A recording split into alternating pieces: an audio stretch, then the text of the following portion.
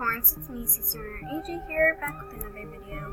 In today's video, I'm going to be telling you all, Jammers, an important lesson about life in Animal Jam. Not only is this game about having friends and making them, but nowadays, Jammers spend ages getting lots of rare items, such as headdresses, spikes, and party hats, and even beta tails.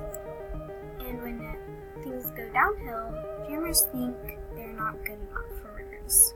Since things got downhill for them, they decide to change their minds and become scammers. And everyone knows that's not going to turn out good. And I decide that you stay happy and never be a scammer, but be a jammer. The main point of this video is to be yourself and never become a scammer, as I said, but be a jammer. Be a nice, kind jammer that will allow people to be themselves and never change their minds in any occasion. The only point that you can change their minds is when they become a scammer and you want them to turn into a nice jammer just like you. And as always, peace.